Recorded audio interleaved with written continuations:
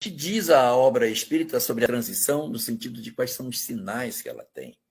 Quais são os indicativos dentro da doutrina espírita do processo de transição? Fenômeno número 1 que acontece. O primeiro dos fenômenos é o seguinte: quando se aproxima o processo da transição, é necessário que seja oferecido aos homens informações espirituais suficientes para a sua modificação interior. Se nós observarmos, o século XIX foi um século muito fecundo de doutrinas religiosas. Dê uma olhada nas correntes protestantes, quantas delas surgiram durante o século XIX.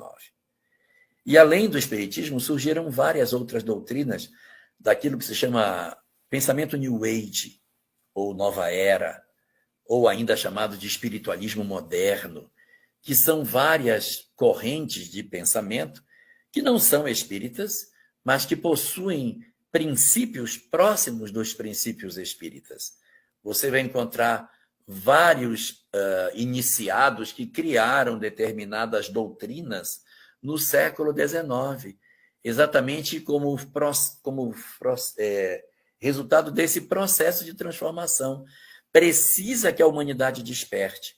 Então, ocorre uma chamada da espiritualidade. Observe o quanto que a espiritualidade do Oriente se aproximou do Ocidente. Até o século XIX, o Ocidente pensava de um jeito, o Oriente de outro. Nós estávamos apartados. Hoje, houve uma aproximação dos dois lados. Vejam quanto se fala de meditação hoje, o quanto que os conceitos orientais invadiram o pensamento ocidental. Então, essas discussões são indicativas do processo da transição, porque na transição, o ponto número 1 é a preparação dos indivíduos com mensagens, instruções, orientações, doutrinas, conhecimentos, gurus, homens especiais que renascem para sensibilizar as criaturas humanas. Quantas pessoas nós tivemos no século XX, no século XIX, que são exemplo de conduta no Oriente, no Ocidente, no Brasil, fora do Brasil, pessoas que foram incríveis dentro do nosso momento atual, trazendo mensagens e informações extremamente importantes para o despertar da espiritualidade do homem. Então, esse reencarne expressivo de entidades com esse perfil é uma preparação para que os homens acordem, porque vai acontecer um fenômeno de transição planetária. Então, a primeira das etapas é o derramamento do conhecimento sobre a humanidade. Diz o profeta Joel: e nos últimos tempos derramarei o meu espírito por sobre toda a carne. Vossos jovens terão sonhos e vossos velhos terão sonhos e vossos jovens profetizarão. Essa característica, que é típica da mediunidade, ela se espalha sobre a face do planeta. Olha quanta gente hoje procura a espiritualização de suas vidas. Esse é um dos traços do fenômeno da transição. Ao lado do materialismo galopante, enlouquecedor, que tortura, ilude as pessoas, empurra para a depressão, rouba a fé, tira das nossas almas a compreensão do que seja a vida, ao lado desse materialismo infeliz, que desgraça o homem, que promove o vazio existencial, que rouba nossos jovens para as garras do suicídio, que empurra a nossa juventude no rumo da promiscuidade, que ilude os homens com relação à busca dos valores apenas material, que transfere os indivíduos para as redes sociais, que rouba de nós a compreensão de que temos que amar. Ao lado de tudo isso, ocorre também a chegada em massa dessas entidades que vão promover o trabalho de socorro da criatura humana, encarnando na Terra, criando doutrinas, oferecendo mensagens novas e, ao mesmo tempo, oferecendo à criatura humana exemplos de vida extraordinários para o momento que estamos vivendo. Então, nós temos esse como primeiro sinal. Sinal número 2. As comportas do mundo espiritual inferior são abertas. Entidades enlouquecidas, perturbadas, deformadas, completamente desorientadas, encarnam em massa sobre o planeta. Por que Deus permite isso? Porque eles são nossos irmãos. Eles precisam de uma chance para se renovar. Imaginemos que o tempo para que eles permaneçam na Terra está acabando. E se você continuar regrando o reencarne deles de maneira a conta-gotas, como acontecia, não vai dar tempo de todos reencarnarem.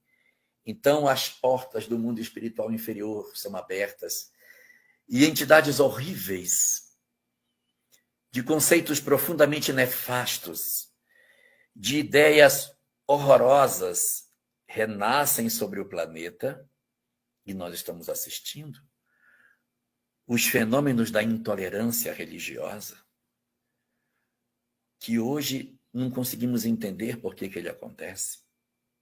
A intolerância racial, uma coisa que não tem o menor sentido.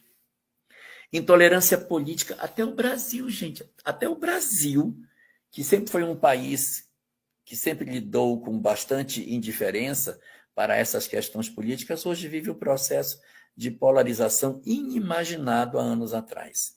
Então, esse processo da intolerância, seja política, racial ou a intolerância religiosa, ele é fruto dessas entidades enlouquecidas que renascem entre nós e que ficam assodando a criatura humana para que elas acreditem nas suas ideologias nefastas e abracem esses propósitos enlouquecidos e se transformem em verdadeiros zumbis na nossa sociedade, sem raciocinarem o que estão fazendo de fato. Então, os fenômenos da intolerância são típicos disso. O processo da promiscuidade que acontece na nossa humanidade, a desconstrução dos valores do ponto de vista emocional, a forma como nós estamos lidando com a sexualidade, a banalização do sexo nos dias atuais, não era assim. De onde veio isso, pelo amor de Deus? De uma quantidade imensa de entidade perturbada que encarnou na Terra e está impondo as suas pseudonormalidades, fazendo com que a sociedade acredite nesse canto da sereia e enverede por uma senda profundamente dolorosa. Além dos que pregam a questão da sensualidade desregrada, desse processo de promiscuidade na nossa sociedade, nós temos um outro grupo que está convencendo a criatura humana de que nós somos apenas corpo, retirando de nós a compreensão clara de que somos um espírito imortal. A frase mais repetida ao longo da história da humanidade foi: o homem tem uma alma imortal. Você é um espírito. A vida após a morte existe. Essa foi a frase mais repetida. Existe vida após a morte. As religiões mais antigas já diziam isso. Isso vem sendo repetido ao longo de tantos séculos. Aí agora chega, no final dos tempos, uma quantidade imensa de pessoas desconstruindo as religiões, desconstruindo templos religiosos, atacando a religião das pessoas e promovendo uma negação sistemática a tudo aquilo que se refira ao espiritual. Esse conjunto de entidades perturbadas, elas estão na Terra como uma possibilidade para que elas consigam se renovar. E alguém pode dizer assim: puxa, mas Jesus não tinha outro meiozinho de fazer, tinha que ser desse jeito. Esse é o jeito. Só que, por exemplo, reencarnaram 1000 entidades perturbadas desse jeito. Dessas 1000, nem todas estão enlouquecidas, algumas se transformaram. Então já valeu. Como elas se transformaram, a gente nem está percebendo ela no meio de nós, porque elas encarnaram e elas aproveitaram a lição, aproveitaram essa janela de oportunidade e estão mudando e, consequentemente, elas estão aproveitando essa existência e não estão enfileiradas com esses outros que dizem respeito à perturbação que a nossa humanidade hoje atravessa. Então, o fenômeno de desequilíbrio que a gente enfrenta hoje, ele é fruto desse encarne maciço